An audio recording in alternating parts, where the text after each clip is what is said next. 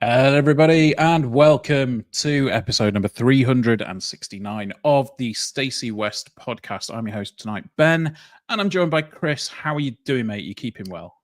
Oh, very well. Very well indeed. Thank you. I know at the start we normally have a little bit of witty banter and we share some funny anecdotes. And we were just saying off air, I'm really struggling at the moment. That's 2 podcasts in a row. I've not done anything stupid or not stupid enough to be noteworthy to share. Nothing particularly interesting has happened in my life.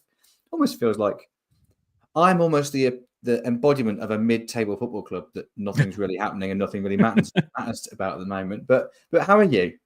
Yeah, I'm good. I'm very much the same. My life at the minute is literally just do my work and then finish my work and then play some video games for a bit and then go to bed. So yeah, just trying to save a little bit of money ahead of the summer, I think, is probably one thing. Although big tangent, and yeah, people will probably go, "What are you on about?" The new Nintendo Switch is getting announced next week, so I'm keeping a lot of money so I can buy one when it comes out. Because yeah, I am still essentially a child. Yeah. Well, yeah, good to see Kate is in already. We'll say this. Good evening, insert name of presenter 1 and insert name of presenter 2. I really liked it when you were last together, and insert anecdote here. That very good. That could be pretty good. Just so you both know, you guys only came in mid-conversation. That's interesting. Okay. Very strange. But yeah. Yeah, I mean, we were talking briefly off air and we said, what do we normally talk about when we don't have a lot to talk about? And it's like, we could recommend some TV, but all of our TV shows have finished. Yeah. Severance is done and it was very good and very enjoyable. Although I did recommend to Chris, and he has started watching Last One Laughing. Oh, it's so good. On Amazon. If you're into your comedy, it's a very strange concept in that it's a bunch of stand-up comics trying to make each other laugh and nobody actually laughing. But it's brilliant because it's got Bob Mortimer in it, and I will watch anything with Bob Mortimer in it. He is just a national treasure and needs to be protected at all costs. Absolutely. Yeah, no, there's not a great deal going on, and similarly, there's not a great deal of news coming out of the club. So we put a few bits together for you today. The first one is actually something that I think I might surprise Chris with, because it's a bit of news that came from Lincoln City, but not quite from Lincoln City. Have you seen Gary Caldwell's reaction and his reasoning for getting sent off in the Exeter game? I have not seen this. Gary Caldwell, and this is a headline on BBC News, Gary Caldwell blames red card on Scottish accent. Excuse me? Yeah. So it says here, Exeter City manager Gary Caldwell believes his Scottish accent is the reason he was sent off at Lincoln City last week. The Grecians boss was sent from the dugout for his reaction to the 4th official after a late winning goal was disallowed for a handball in the 0-0 draw. Caldwell says he did not use bad language or run towards the 4th official. I mean, I'm pretty sure that if you watch the replay, you can see him running towards the 4th official while mouthing bad language. And then, yeah, so there's obviously went over to the 4th official who's 20 yards away because that's where it is at that stadium. So there's no way to communicate with him unless you leave your technical area. I didn't run. He said I was aggressive. People who know me, I've got a Scottish accent. Says, Jen, my wife, complains all the time about how aggressive I am to her, to the kids, to the dog. I think it's the Scottish accent. Now, that's a concerning thing to say, yeah, Mr. Caldwell. Yes, it is. Yeah. Yeah, my wife says I'm too aggressive in a week with some other news about a former League One manager is probably not the best choice of words to use. So yeah, you can apparently get sent off if you've got a Scottish accent now, Chris. Incredible. I just think Kate is on form this evening. Look at her, the comments. She says, ran towards the ball. Take away our goal, but you'll never take our freedom. And so good. Oh, yeah. You guys did so much more entertaining than we are. Yeah. So yeah, I mean, look, it's a silly thing. It's Yes, a it very is. silly thing. Apparently, he used the term, "Maybe I need to be less Scottish." I think you just need to be less of a twat. Yeah, less aggressive, maybe. Yeah, Oh, dearie me. That's yeah. hilarious. I had no idea that was the case. I'd not seen that headline. Oh, that's outstanding news. What a great way to start the podcast. What's next? Absolutely. And should we keep it rolling with news about managers that aren't from Lincoln City? Yes, let's do that. Because obviously the other big bit of news that's tangentially related at the minute, we've got Shrewsbury in a couple of weeks out the bank. We were all expecting a good, return for Gareth Ainsworth in a season where it looks like they're probably getting relegated. We've not got anything to play for. It was probably just going to be a nice old game of football. But that's not happening anymore because Gareth Ainsworth has gone to Gillingham. Didn't see Yes. that one coming. Yes. No, didn't see that coming at all. At all. And it seems, I would say, out of character, really, from Gareth Ainsworth to voluntarily leave a football club. You can only kind of go off recent evidence, can't you? But to spend, I think it was over a decade, wasn't it, at Wycombe? Certainly getting on for a decade, a long time by football management measures, either way, to then go to QPR, which of course is a club that was close to his heart, and obviously lose his job, didn't leave voluntarily. And it kind of made sense for all involved, I think, at Shrewsbury at the time of his appointment. Fully expected him to see the season out and have a good old crack at getting them promoted next season in League Two. So it seems a little bit out of the ordinary and out of character for Gareth to voluntarily leave a club and drop down a division to go to Gillingham. Now, I think Gillingham is a football club that probably suits him in terms of the type of football that fan base has been used to in recent history. I think that aligns with Gareth Ainsworth. Let's be honest, that type of football tends to be quite successful, specifically in League Two, and it can keep you up in League One, unless you're starting a million points behind everyone else like Shrewsbury were. So it kind of makes sense, I think, but it's just strange because I just wasn't expecting it. Was looking forward to seeing Mr. Ainsworth back at the bank. It's always nice to see him have a bit of a homecoming, isn't it? But yeah, this certainly, I think, took everybody by surprise a little bit. Yeah, and then I don't know if you can get something a little bit more surprising than that, but they seem to manage it because coming into Shrewsbury, a team that will play, in Gareth's own words, heavy metal football in a style that he has maybe not perfected, but he's definitely made it his own. Michael Appleton has been appointed at Shrewsbury. Yeah, you couldn't get more opposite, could you? In terms of, I suppose, personality and in terms of football. Style of football, yeah. Like they are the pole opposite in almost every measurable way in regards to football, aren't they? Other than maybe taste in music. There might be some similarities there between the two of them. That might be where you draw the line. This is a really weird one because, again, stylistically, this just doesn't make sense. It's not at all what Shrewsbury have been playing recently. Even before Gareth Ainsworth, they were hardly a high possession team, though I appreciate when Mr. Hurst went in, they flirted with that earlier in the season. What really baffled me more than anything, though, is the fact it's a short-term deal. Because if they said this is a long-term appointment, we signed a 2.5-year deal until the end of 2027 or something, you think, oh, okay, they wanted to change style, accepting relegation, wanting to give the fans a slightly different style of football, kind of step away from that survival football, attritional, which is just designed to, by the skin of their teeth, trying to cling on to League One status by any means necessary. They've almost accepted relegation, so they're building for next season with a change of style, change of approach. That makes sense.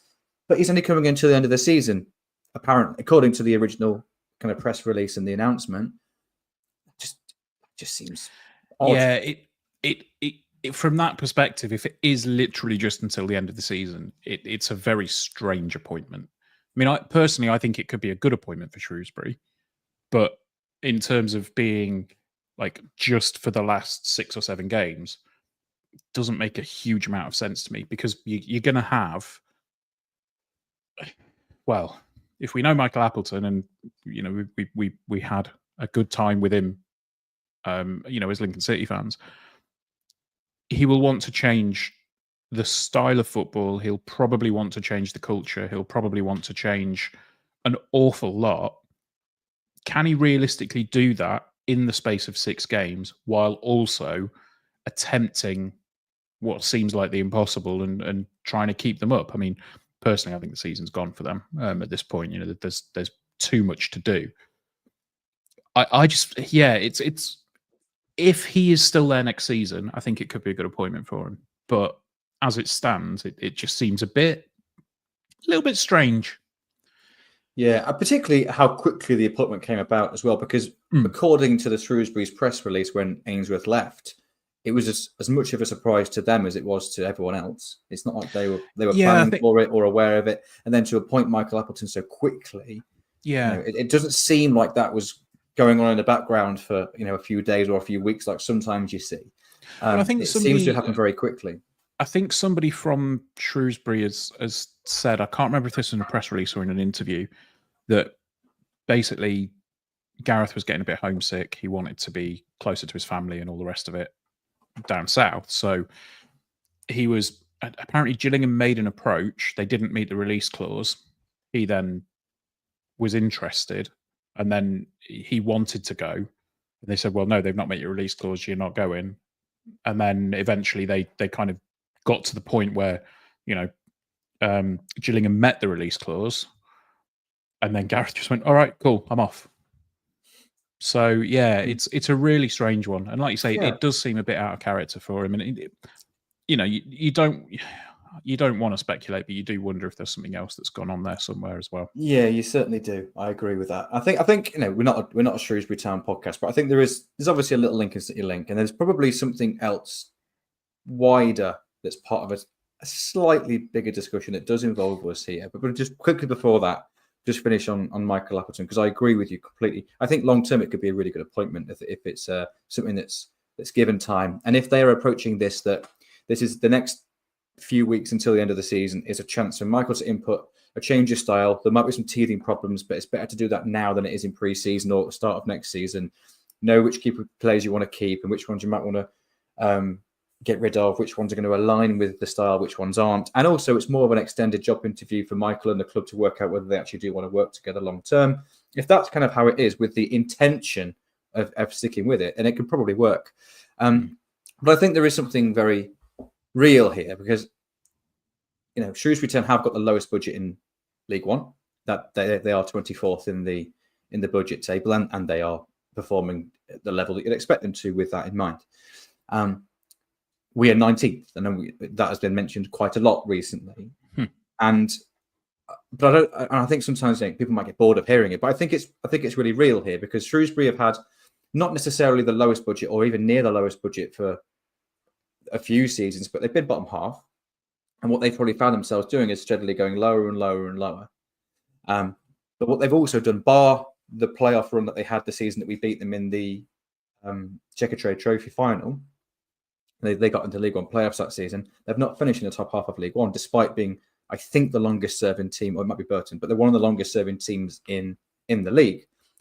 But it almost feels to me a little bit like when Sunderland were in the Premier League. They were kind of staying up by the skin of their teeth, or having poor seasons, being poor on the eye, almost circling the drain.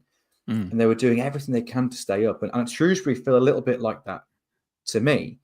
And what happens on the pitch and off it, maybe that mentality changes, and it's rather than about being ambitious and about being progressive and trying to push upwards and punch upwards, you're just desperate to stay in the league, and you end up just playing survival style football. It's survival style recruitment.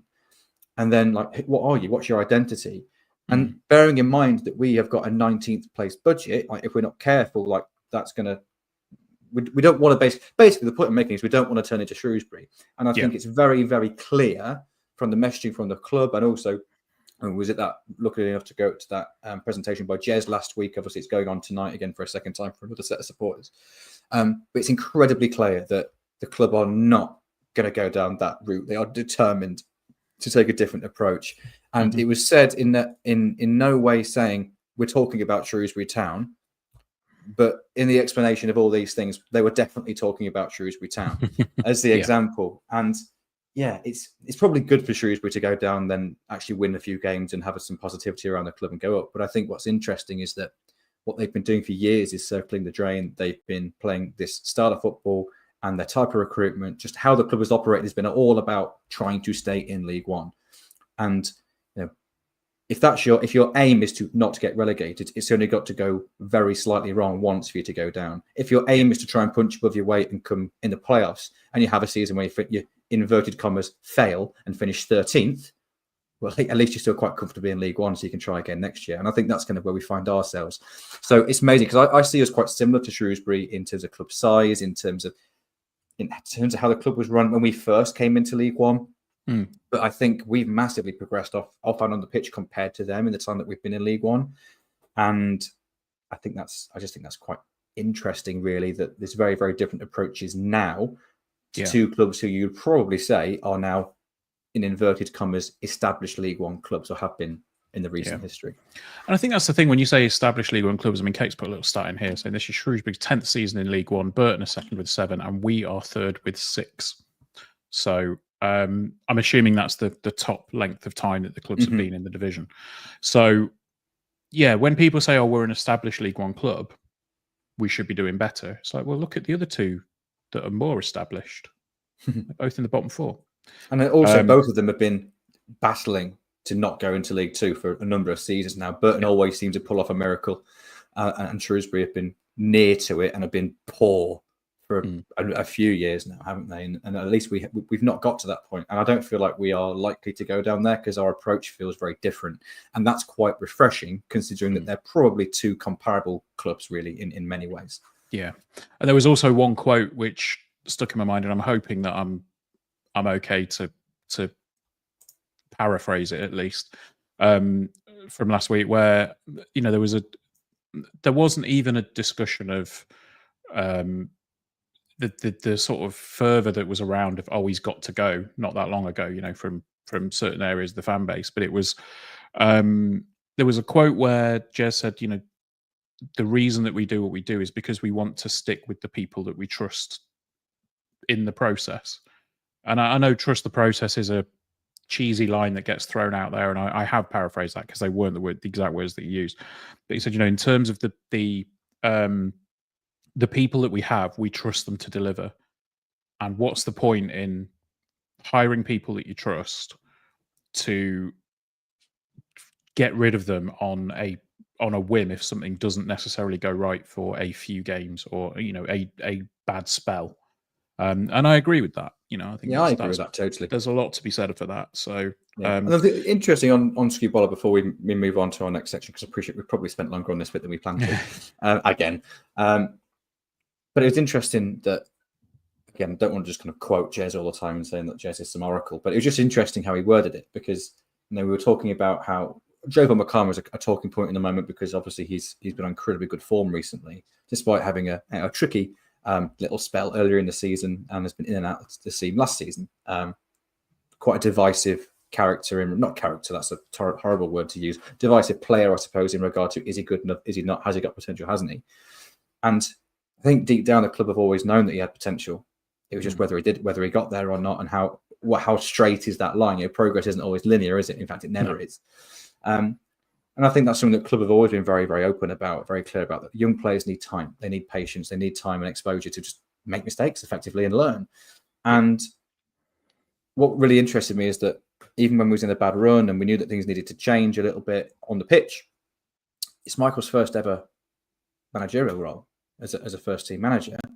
So he needs time and patience and backing and belief. There's a reason that we hired him in the first place, just like there's a reason that we brought Jovo Makama, John Rowan into the squad. And he's not going to be plain sailing. And it's easy to back someone when they're doing well. It's easy to trust your judgment when things are going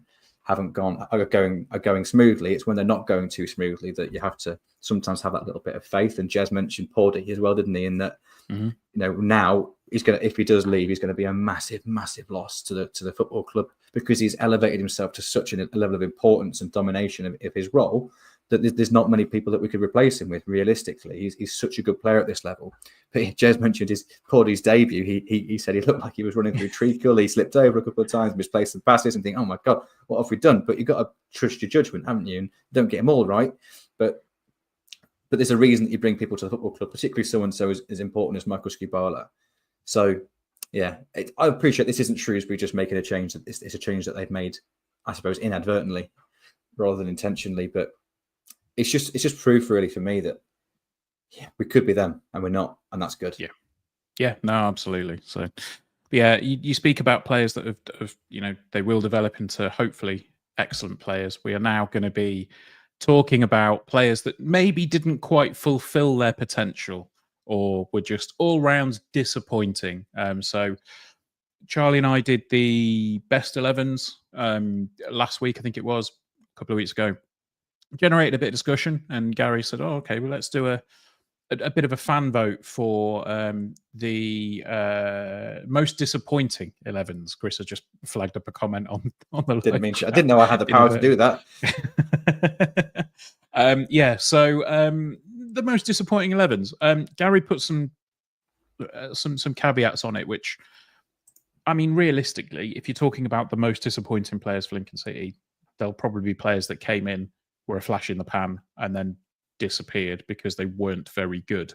But there was a caveat to this where they needed to play 25 games or more. They must have been owned by the club, and they're not a current squad member. So I was going through this earlier, and I was thinking I will try and put a list out that is similar, if not or similar but different to Gaz's, and see if I can come up with an 11 of my own.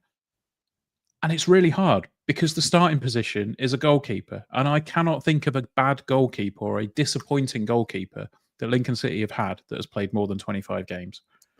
Yeah, I agree. It's very difficult, but there's one name that comes to mind, and this is not because he was bad, in my opinion, but it was the first name that came to my head when we spoke about goalkeepers, and I feel really bad for it. And he definitely didn't play enough games for us to qualify for this. But hey, I'm not gonna follow by the rules. Simon Rayner. Oh my God, did he get stick? Bless him. I thought he was a decent keeper, but he couldn't kick to save his life, could he? About 3 or 4 goal kicks and kicks out of his hands every match went out for a throw-in. But I thought he was a decent stand-in. But I used to stand in the Stacey West stand behind the goal when back in the day, that sort of era, and the stick he used to get, bless him, from the fans there. And he made a few decent saves. He was reasonably good at catching crosses and kind of dominant, but distribution was horrific, let's be honest. And let's be honest, you didn't need to be too good back in the day because there was not a lot of rolling it out, was there? You didn't have to pick a pass. You just wallop it up the pitch as far as you can and just keep it in play. And he didn't keep it in play very often. I hope that Grant Brown gets in. I hope that Grant Brown gets on the end of it somewhere. Was that when we had Ben Futcher? We just sent Ben Futcher forward for goal kicks. That was cool. Yeah, it was Futcher and Macaulay, wasn't it? Because they were both rather large chaps. I mean, if we're going, if we're completely ignoring the rules, for me, it's got to be Bruce Grobbelaar. We signed Bruce Grobbelaar in 1998. I think it was for 2 games. Bit of a fanfare of him coming in. It's like, oh wow, we've got this amazing, former superstar. He's going to be fantastic. And no, plays 2 games, concedes 4 in his second game. All right, cheers, Bruce. But I did get his autograph on a book that my parents got me. It was a fully signed, like, Lincoln City supporters annual thing. And yeah, his signature's on there. It's quite good. Gary went for Matt Dickens in 91, 92. So slightly before my time, I imagine a little bit before your time as well, Chris. Indeed, yeah. Played for 27 times. And was turning out for Altrincham in non-league 4 years later. So it's basically his career wasn't particularly great. Then in defence, I actually agreed with one of Gaz's picks, which was the left back, Jamie Robson, 39 appearances. I think it was probably he didn't set the world on fire with us, did he? He was just a bit, going from one of the greatest left backs that we've had. And a couple of years later, we're sat with Jamie Robson. I was like, oh yeah, you're not tough. Jamie Robson for me. I mean, the other defenders, Gary picked Cian Houghton, Jamie Robson, Dave Barnett, and Colin Cryan. I forgot about Cian Houghton. I forgot he even played for us. Because I was thinking, like, that sort of era, when we first looked at this, that's the era that kind of comes to mind, isn't it? That kind of 2011 to kind of, I suppose, to up until when Chris Moyes took over. That was a really awful period, wasn't it, in terms of quality of player and football. However, we had about 1 million players at that time, and they only all of them only played like 10 games each. Then they went off somewhere else, didn't they? So there wasn't many players there. But there's one, and I don't know what position we can really class him, because he played left back, left mid, and centre mid. And this might feel unfair, and it's not like he was a really bad footballer. It wasn't like he had a bad attitude. I just thought he was massively below the level, and I had no idea why he was part of the squad. Greg Tempest, do you remember him? No. So I he think was that that might memorable. might have been during my sort of enforced hiatus for that. So Greg Tempest was a player who was signed. I think he was signed as a central midfielder from Notts County. So Notts County were in League Two at the time. We were in the National League. It was 2015-2016 season. I'd previously had a couple of loans in lower levels of non-league at Boston and Ilkeston. We signed him as what we thought would be a good National League player. Played 20 times. Every time I saw him play, he played left midfield, and the guy had no pace whatsoever. He couldn't really cross. He was just, this guy doesn't have anything about him. I don't know what he is. And I think that kind of proven, because that was the highest level he played at. Since then, he's played for Nuneaton, Gainsborough, Basford, Matlock, Grantham, Gedling, Miners, Welfare, Quorn, Belper Town, and currently plays for Carlton Town. So that's like step 3, step 4 of non-league. Good hairline, in fairness to him. Can't really complain about that. But yeah, nothing else about him. So I feel bad slagging players off here, Ben, to be honest. But he's just one that I always thought, what are you? What are you bringing here other than a peg in a hole? I don't even know what shape it was, but he was playing just standing on the pitch. Polyfiller somewhere. Yeah, that's what he felt like. Yeah, it is. Sorry, Ben, if you're listening. I don't think you will be, but no. Yeah. But, no, look, I mean, yeah. So the other ones in there, I say, were Keane, Dave Barnett, and Colin Cryan. I think Colin Cryan is the one that sticks out to me. I mean, Dave Barnett is around my sort of first big stint of following the club. Yeah, I think he doesn't stick in the mind at all. Colin Cryan is a name that I remember, not necessarily performances that I do. So that's probably something to say for that one.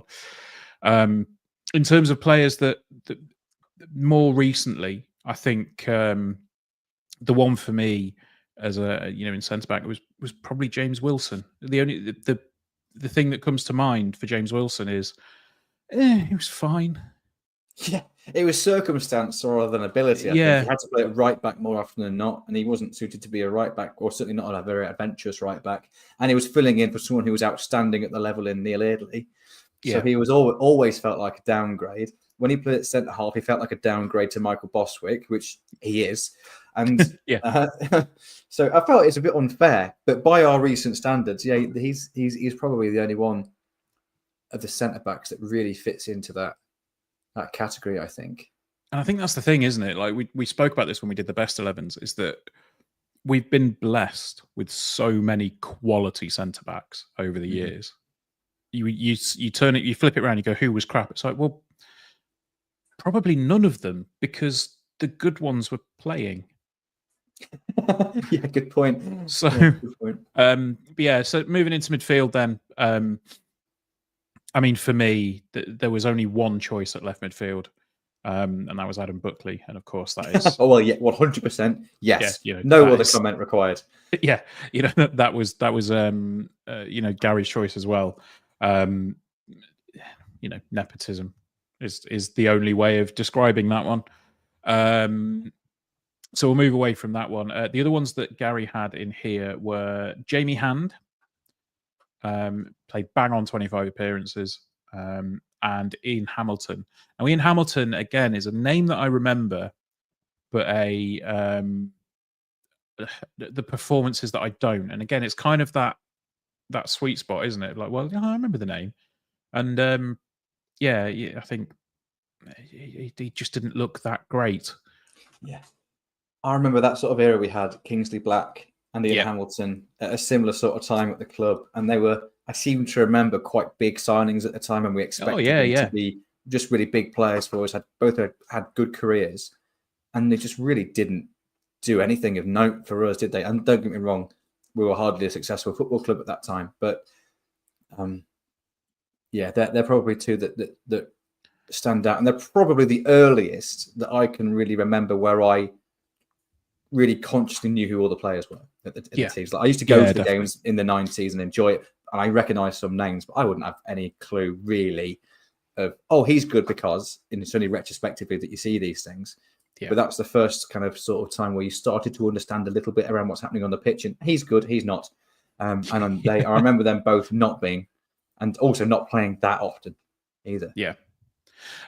So we'll wrap up with a couple more suggestions for me for the most disappointing. And I think this is the thing. It's the key word is disappointing. It's not the worst, because we can come up with some stinkers that we've had over the years. But in terms of the most disappointing, there's two relatively modern names that I'm going to throw in the hat here as well. The first one is Jack Payne. Because he came to the club, and I remember we were doing the podcast at the time, and I think me and Gary spoke about it, and it was, Jack Payne's going to set the world on fire. He's going to be amazing, going to be incredible, and he just didn't. He didn't fit. Something didn't fit with Jack Payne, and he's obviously, he's gone on to have, more of a career elsewhere, and all power to him, but just didn't seem to fit well in the Lincoln City side. This is such a good shout, and I think partly it's not just disappointing because in the end it didn't work. It's because he started off looking so promising. When Danny Cowley was at the club, he brought him in, played him behind the centre forward, and for a few weeks looked outstanding. I remember the League Cup game away at Huddersfield, who we signed him from, and he looked like Ronaldinho. He was like the best player on the pitch by a mile. And then Michael Appleton came in. For whatever reason, it just did, like you say, it just didn't seem to work at all. And then eventually it left the club. And yeah, he was particularly disappointing because he was so good at the start. So he showed such promise at the start, and then, well, didn't. Yeah. And the other one, and this is this could be controversial because of how his spell ended. And I know we were full of praise for him, but for me, Hakeem Adelican, for a similar reason, that he came to the club with, a decent amount of pedigree behind him, and I think he just didn't hit the heights that we thought he could have done. Obviously, he went away to Doncaster, came back, and we relied on him for a spell, and he did his job superbly. There's no ill feeling towards Hacks at all, because I think the way that he was, the way that he handled himself when he was kind of in the wilderness a bit was exemplary. But he was a disappointing signing, I think, for us, because he just didn't hit those heights. Yeah, I have to agree. I liked Hacks because of what happened at the end, but let's not beat around the bush. Like he was, and I don't know this for fact, but from what we've heard, we can assume that he's one player that we've learned from in regard to that type of recruitment. The wages were excessive compared to what we were paying other players. He was a player that a manager wanted more than maybe the collective approach that goes into recruitment now. I think it was a bit of a line in the sand moment for us. So it was definitely disappointing from there. And I'd like to add Chris Maguire to this because he was just a bell end. We'll come to strikers after a break. Oh, sorry, I didn't know if he was counted as a striker or a midfielder. Yeah, well, he's a forward, isn't he? So we'll come to strikers after a break. But okay, I sorry. think we'll join that. But the final one in Gary's choice was Albert Jarrett, which is a name that, to be honest with you, I had it was not a name that I recognised at all because it was in my wilderness period. Forgot about him. So, right, we will take a very quick break. We'll have a couple of adverts. We'll say hello to the folks that are watching live. You can watch live too, usually on a Wednesday or a Thursday and on a Sunday. I know that is a bit vague in terms of the timings, but yeah, keep an eye on the YouTube channel. And then when you see, it's going live, it's usually about 7 on a Wednesday or a Thursday, and then whenever on a Sunday. So yeah, normally 5 or 6ish on a Sunday, isn't it? Yeah. So cool. Right. We'll see you the other side of this. And chat to you in a minute. And we'll say hello to the folks that are on YouTube. Hello, YouTube. Tonight? We've got Roy is on tonight. I think me and you are his favorite duo, Chris, if I remember correctly. Love you, Roy. Andy's on, says evening, gents. David Tupin says evening, guys. Ed is on board, says evening all. John Booth is on. Good evening. Harry Warby, evening, guys. Gaz Nicholson, evening. Chris, Ben, and fellow imps. That's the second time we've seen that because Chris clicked on something. Sorry. Brian Gray's online, evening, guys. Where are we? Steve Evans, being a Scot, must be why he loves refs too. going from Shrewsbury to Gillingham is like going from Waitrose to Quick Save. Waitrose is probably a bit strong. Let's say Tesco. Let's say Tesco on that. I mean, in terms of cities and towns, I'd agree with that. In terms of football clubs, I'm not so sure that's accurate. Yeah. And then, going from Ainsworth to Appleton is like going from a mosh pit to one man in his living room sitting on a fine malt whiskey, sipping on a fine malt whiskey, sat by his fire, enjoying the peace and quiet. Very, very true. Cool. So, or a Friday, says Roy. So when we go live, it's rare on a Friday. It is rare. But he says, yeah, you're right. Oh, yay. Be happy. Right. So yeah, we'll come back in. And we'll wrap that discussion up, and then we will look ahead to Wycombe. So if you bear with in 3, 2, 1. And there we go. That is some adverts. As is always the case, we've said hello to our lovely live followers on the YouTubes. And we will wrap up the disappointing 11, the ones that Gary has chosen on the website are the one that Chris mentioned quickly before we disappeared for the break. Chris Maguire. My apologies. So Chris Maguire, obviously we've all got, we'll always have Sunderland away, but everything else around that man's appointment seemed to be tricky, shall we say. That's such a good word. Yeah. Just, yeah. The guy was an arsehole. I'll say it. And that's, and I don't think I say that lightly. I think I'm pretty balanced on here generally and quite respectful of people. And I did not like Chris Maguire. He was a dick. Yep. I didn't like him, but when that third went in at Sunderland, I loved him. For a brief moment, I genuinely loved him. And I was like, oh no, he's a prick. Obviously there's the story about, sitting in a coffee shop while the game is going on that he's not involved in. It's like, come on, mate. That was you that saw him. Oh, okay. I didn't mean to spread rumours. I just texted Gary saying, because it was in 200 degrees coffee shop. I'm just saying so much here.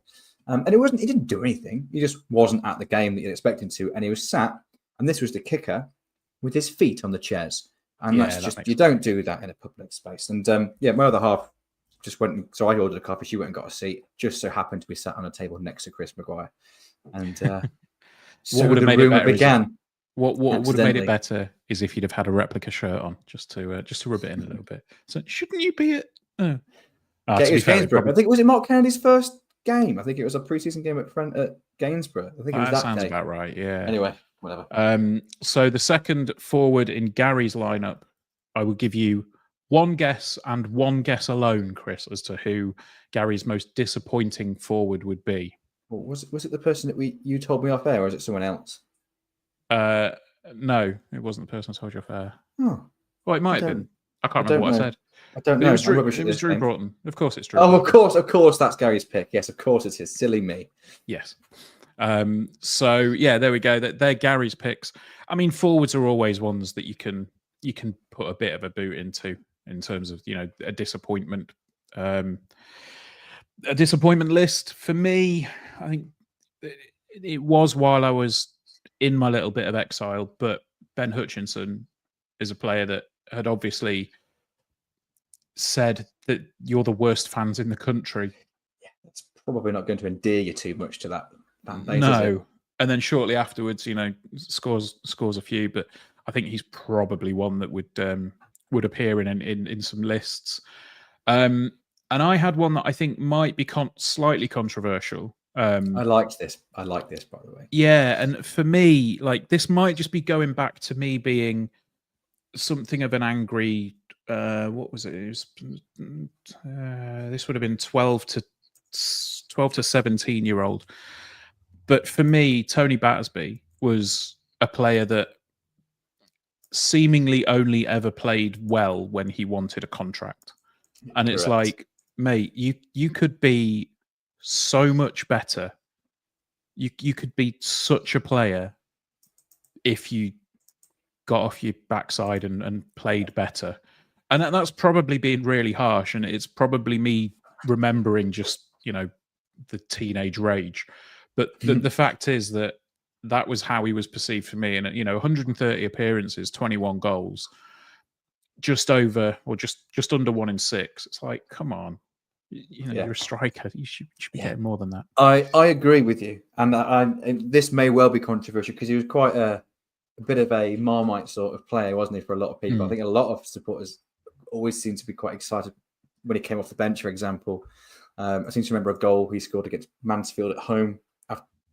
I think it was my first ever time I went into the box to watch a game, and I don't know how true this is, but my memory has made it true in that me and a friend went to this game, and he came on, scored. I think it was 1-1. I'm not sure, but he certainly came on and scored. He played about 15 minutes, and then Dan, who I was with that day, we were both about 10 years old.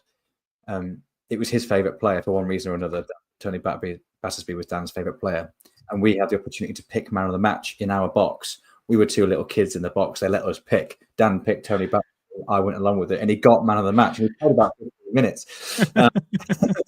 So I've never forgiven myself for that.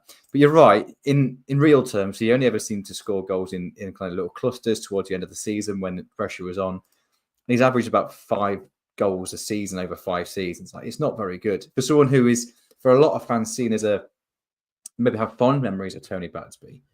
Yeah, I just think there may be that's sometimes where your memory isn't always necessarily accurate, is it? And it's because it's probably because he had a chant. He had a chant, so it sticks in your mind, and it's, oh yeah, he was good. He wasn't, but yeah, Shadipo. Yeah, he was all right. Have to agree on Battersby. Came from Sheffield United and started brightly, but gradually faded, and his career just slid away. His career was incredible. We had this conversation off air. His career was extensive in the non-league after we let him go, after he moved away. Obviously went to Boston straight afterwards. Hucknall Town, Rushden and Diamond, Stevenage, Gravesend and Northfleet, Cambridge City, Kings Lynn, Grays, AFC Wimbledon, Chelmsford City, Welling, Stamford, Corby, Bourne, Bedford, Stamford, St Albans City, Deeping Rangers, Grantham Town, Spalding United, Wisbech, and Boston Town, where he finished his career in 2016. Yeah. He was a disappointing player to me. Again, not the worst, but a disappointing player. So there were a couple that came through as well. I know Floss is in the chat, so we'll go through Floss's quickly. I think this might skirt a little bit in terms of the 25 games rule and the no loans, but it was a bit of a harsh restriction, so we'll go through it. We have Joe Anyon, Kingsley Black, Remy London, Lee Philpott, Adam Buckley, Tashan Oakley Booth, Ian Hamilton, Delroy Facey, Lenny John Lewis, Dean Cropper, and Chris Maguire. Tashan Oakley Booth. Oh, God. He was awful for us. He's playing for Dunfermline now after having a holiday in Portugal for half a season. Fair enough. The one that I would probably pull up there is Lee Philpott. He's one that I have a fond memory of Lee Philpott. I don't really know why. The only thing I do remember distinctly is somebody around me saying once, "Go on, Lee, you four-headed wonder." And I was like, "What do you mean he's got 4 heads?" And, no, he's got a big forehead. I was like, "Oh, okay." That was where the confusion was. But so some would say 5. Yeah, if they said you 5-headed wonder, I was like, "Oh, that makes sense." So there we go. Any disappointments that haven't made those lists, Chris, that you wanna bring up before we head into the weekend's preview? No, I don't think so. I'm rubbish at this sort of thing, thinking on the spot. Like, if someone suggests one, I go, "Oh God, yeah," then I'll have an opinion on it.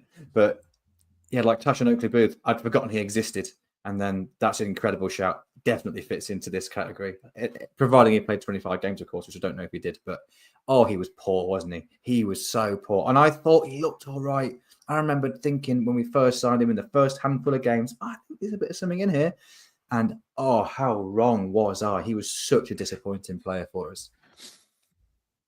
Yeah, I mean, if you don't have that 25 game restriction, then this just gets blown wide open because Luke Plange. Oh God. Yeah, he's probably the worst lone striker we've had in recent memory. Yeah, I mean, he came in and he didn't score. There you go. If he didn't look like scoring either, did he? No. Wasn't Battersby our record buy at the time for 75 grand? I believe he was. Yeah, I believe he was our record signing for the longest time. I think that record was held until we signed John Akindi. So yeah, that says a lot. So cool, right? Well, that is the disappointing 11s. Let us know what yours are in the comments if you're watching this on YouTube, or just probably tweet Gaz and say the disappointments. I do agree that maybe leaving out current players for fairly obvious reasons. One, I don't think we've got any real disappointments in the squad, and two, I think it would probably give people that have got a bit of an agenda and axe to grind. So we'll step away from that, and we will step into a preview for the weekend. So apologies do come from Charlie first and foremost. He was trying to get scheduled with somebody to do a Wycombe preview. Unfortunately, schedules didn't work out. However, he sent the questions across, and there will be a written preview on the site in the next 24 hours or so, unless it's there by the time you're listening to this. So go check that out. But we're away at Wycombe, third in the table, an unbelievable run earlier on this season, which saw them, flirting between first and second, really, until, Birmingham just continued to be consistent. Kone is in the squad after turning down a £6 million offer from Luton. He is, I think he's on 18 goals so far this season. Can we get a result, Chris? How can we do it? We can. It'll be tough. It'll be probably quite different to the types of matches that we've played recently, particularly our home games. Of course, we had a fantastic result against Bristol Rovers, a fantastic, very similar performance last weekend, albeit not the scoreline we wanted, but the performance was pretty consistent. I think from a Lincoln perspective, we're starting to see a bit of consistency in performance now, which is really good to see, because results will come off the back of that, won't they? But this is a little bit about Wycombe, really. So no denying they're good. They're a really good, solid, organised, and very balanced team. Now, I've got a few bits and bobs I'm going to share a little bit about Wycombe generally this season, but there's a big caveat, which is they lost Matt Bloomfield in the winter. Mm-hmm.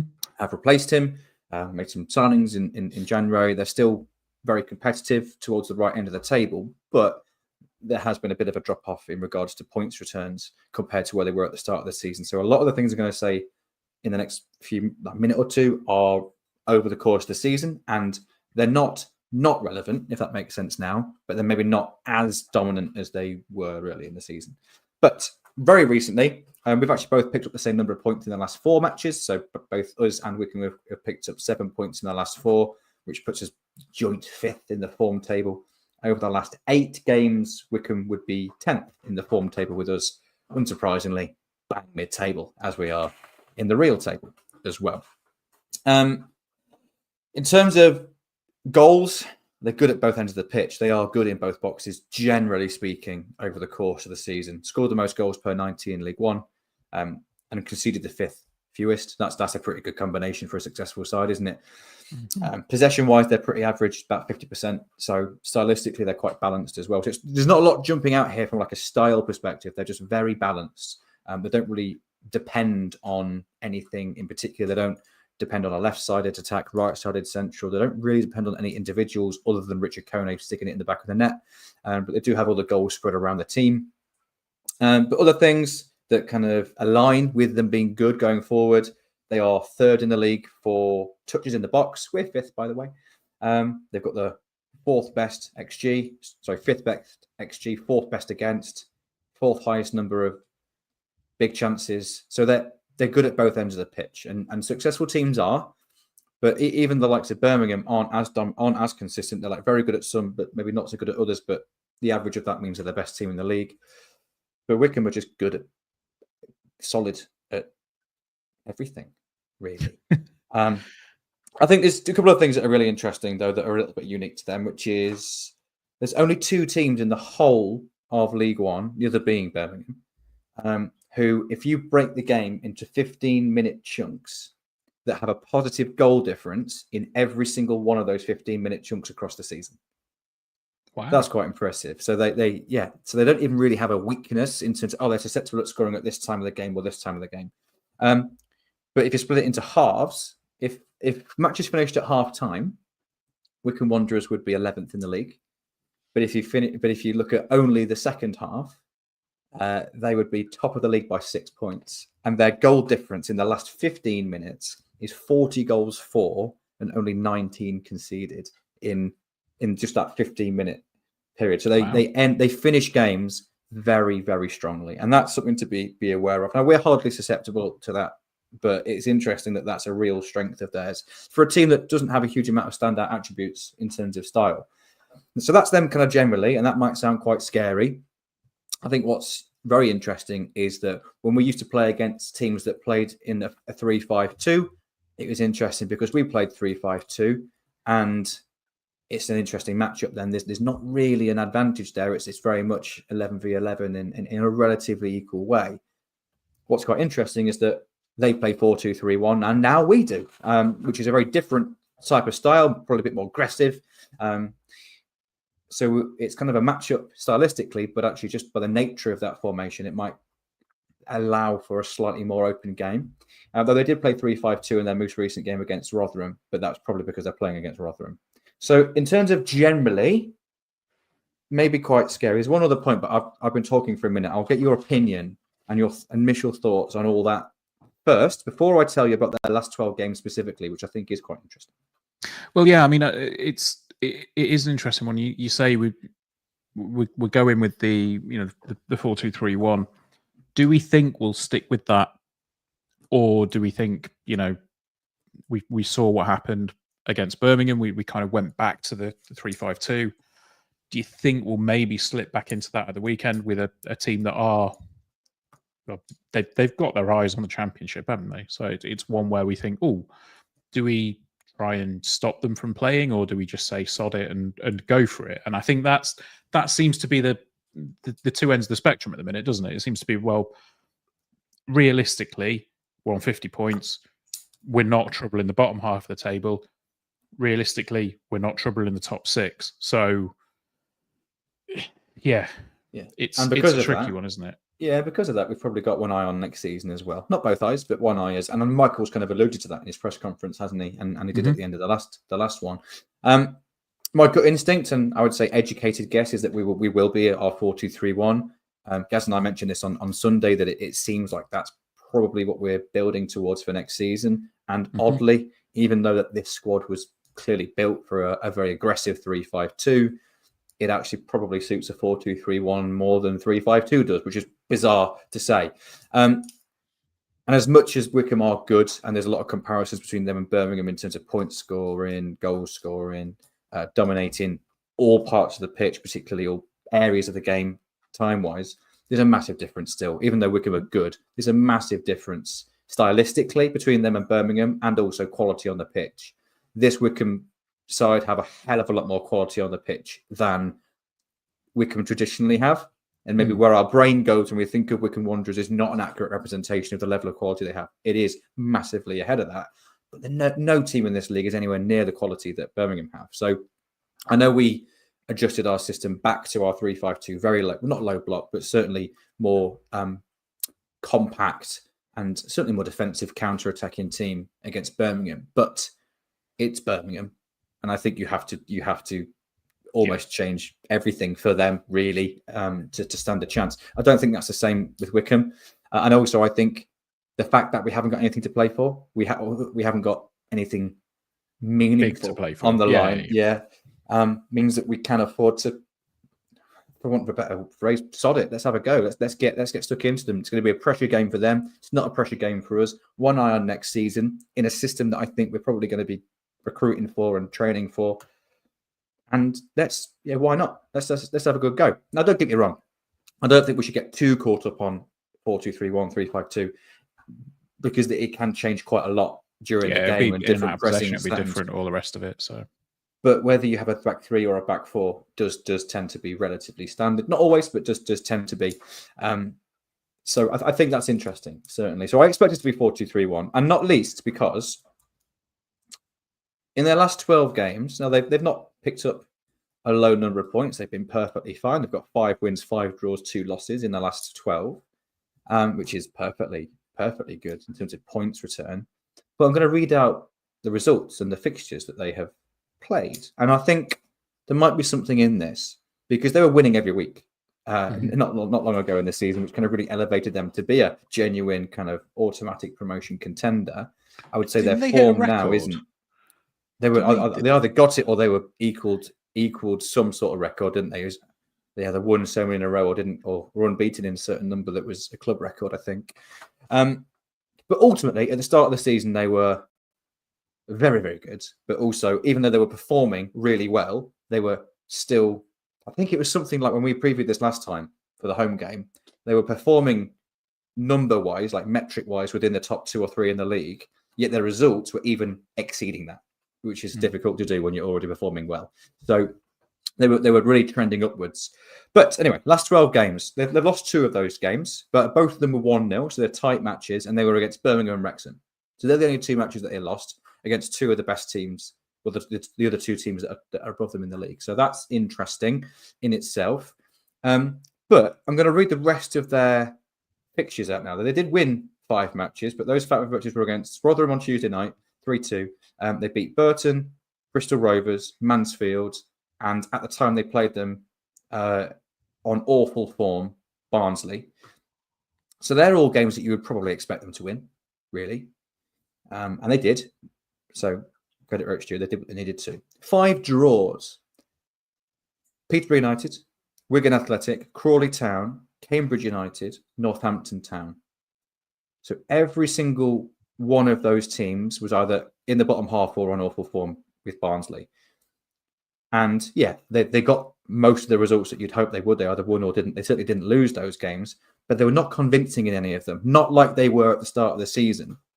And I just think that team that's probably quite desperate because they've been there, they've tasted it, they were towards the top of the league for the majority of the season. Pressure's going to be ramping up a little bit.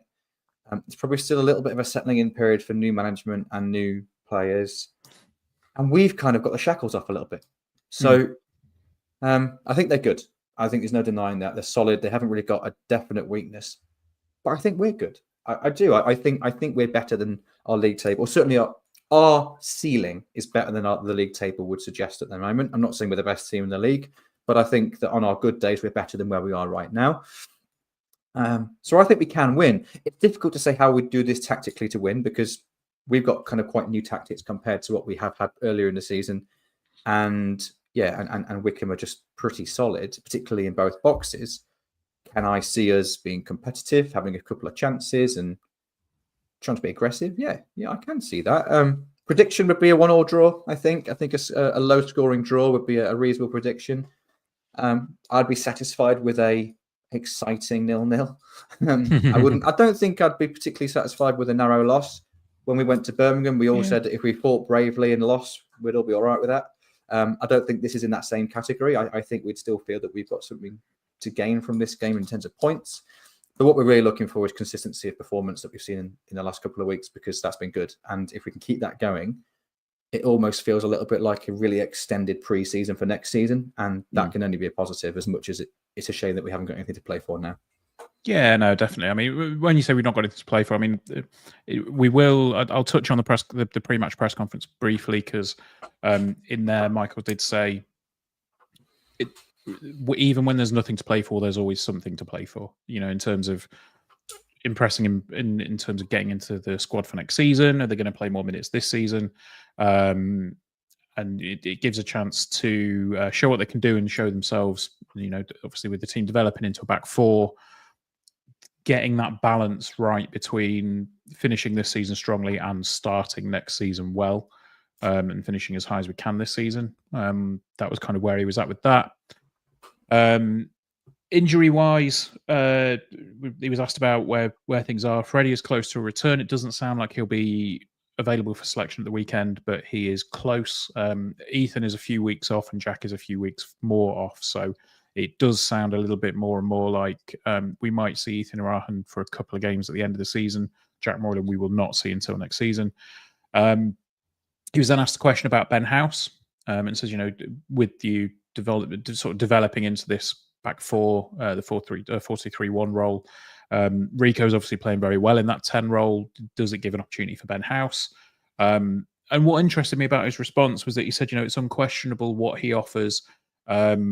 He needs to chip in with more goals and a couple of bits, good performances. But the way that he said, "Oh, it's unquestionable what he offers us," it leads me to believe that option that we know we have on Ben House, because it said when he signed his deal until at least the summer of 2025, we know there's an option there. Mm-hmm. It seems more and more likely that the club are going to trigger it, doesn't it? It does seem that way, yeah. And I think what's interesting about Ben House is he does have unquestionable attributes. He's incredible when we haven't got the ball, and that sounds like a detriment, but it really isn't. Half the game's played when you haven't got the ball, and I would say, like, or in terms of like a league table, he'd be an automatic promotion contender for that type of the game. And yeah, he needs to add other bits. I think it's telling that we're not as reliant on him as we maybe were a year ago. Yeah, I think that's more of a credit to the development of other players than maybe it is as a downgrade from his perspective. I do feel that he's more suited to playing in a front two if we are playing him as a striker. Mm-hmm. I don't think him as the one up top on his own would particularly work with this particular, not just formation, but the system of how we kind of piece the jigsaw puzzle together. Yeah, I think the number 10 role suits him quite well, particularly if you've got like a Freddie or a James Collins who maybe haven't got the running pace and power to stretch defenses, but you then want your number 10 to at times go beyond. If one of the wingers isn't doing it, I think Ben has the option, the skill set to definitely do that. So maybe he would give us a slightly different profile of 10 for next season, and if financially viable. And I don't think his wages are going to be particularly excessive. They definitely, I imagine, would quite comfortably fit into the wage structure that we have. It makes total sense to activate his clause. I think there's definitely a role for him. Are we reliant on him? Is he someone who we need to start every game like maybe we did a year ago? I don't think we're quite at that point yet anymore, should I say? But has he got a real valuable skill set? Yeah, I think he has. Yeah, I think what's quite interesting is I can see us recruiting 2 players for every position, like most teams do. But I think there might be a slightly different approach to that this summer. And just kind of loosely alluded to this last week in the presentation, but I think it's more just anecdotally. And I mentioned Stockport a few weeks ago on here. I think it was you and I that was on, in terms of a team that I really admire because of their adaptability. And I can see us recruiting 2 players for every position, but rather than having the mentality which we have had in terms of our squad building for this season, which is if so-and-so who has got the shirt right now is injured, suspended, not on good form, you've got someone else who can come in who's almost identical in their skill set, so you don't notice the difference. I can see us taking a different approach this summer in that and mixing it you have 2 players that can play, say, number 10, 2 or maybe more, or a couple of players that can play left wing, right wing, but how they play that role is different. You might have one that's more of like an inside forward that breaks lines, gets in behind, one that's more of a touchline hugger, one that's more of like a dribbler inside. And you have those multiple threats where different games or different game states require a different type of player. And that maybe means that it's a little bit more horses for courses in terms of the team selection, a bit more variety in options, but actually the system remains the same. So that would indicate that that's probably a way that we're going to go. And Ben House if he does play number 10, is a very, very different type of number 10 to, say, Jack Moylan, or as he has been playing there recently, Rico Hackett. So makes sense to have him in the team. I suppose that's a very, as is traditional by me, a very, very long-winded answer of saying, yeah, I reckon we should offer Ben House a new deal or extend his deal. Absolutely. So, right, I think that's probably a good spot to wrap Wycombe up. That's not an easy thing to say quickly. I'm also going to, I'm going to say, a 1-1 draw would be a good result. I will disagree with something that Kate said, though, saying, having said that, I'm happy for us to lose if it gives Wrexham a harder time getting 3 promotions in a row and the media being all over it. I want Wrexham to go up just because it gets them out of this division. Let them be in the Championship. Let them do their thing. With the restrictions and everything else that come into play when you hit the Championship, let them find it out. Can I just add something on this? Because I have massively mixed feelings on this, because half of my brain and half of my heart is, I really want them to fail. I'm with you, Kate. I really want them to fail. And I would love it. This is only half of my brain and heart, but I would love it. Final day of the season, we beat them for them to miss out on automatic promotion. Oh, that'd be funny. It'd be more than anything. It would be funny. But from a long-term sensible perspective, we just want them out of the way for next season, don't we? With the inflated wages that they're spending for the type of player that they're recruiting and just how that's impacting League One. Birmingham are going to be going out the way. That's the two highest wage bills in the league.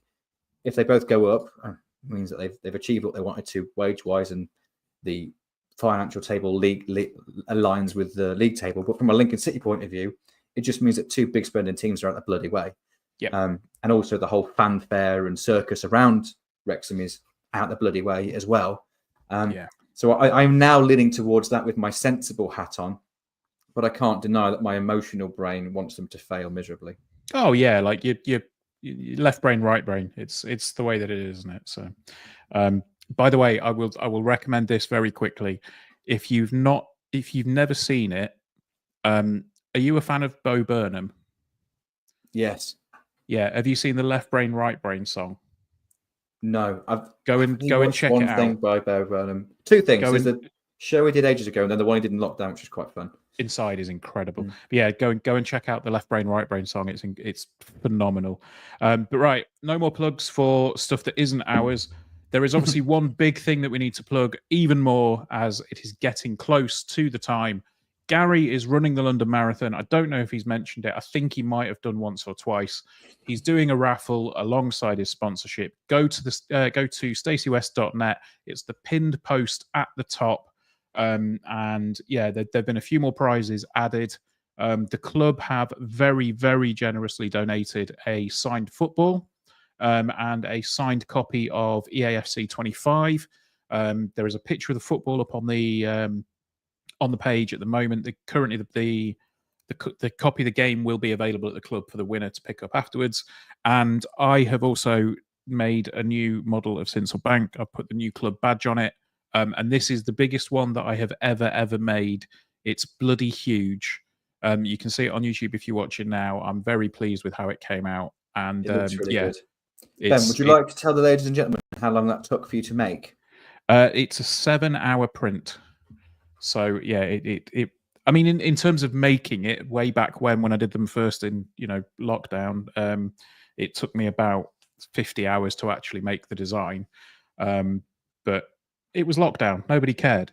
But because I also taught myself how to use the software. But yeah, to actually make the model itself, it's a 7-hour print, and it's actually come out really, really well. So yeah, go and check out the raffle. You might be in a chance of winning it. I'm going to plug something for myself as well. Kate says, do you still have your Etsy shop? Yes, I do. Go and buy some stuff. Search for 3D Impressions UK on Etsy. There you go. That's my plug. Right, that is it. That is all the things I'm going to plug. Do you have anything you want to get out of the way before we disappear, Chris? No, I'm just thinking I need to get some sort of side hustle so I can plug something in this little section at the end. Nothing right now. Yeah, no, that's fair enough. Right, that has been episode number 369 of the Stacey West podcast. We've previewed Wycombe. We've talked about a disappointing 11. And until next time, which will probably be Sunday, there's only one thing left to say. And that is, of course, up the Imps. Up the Imps.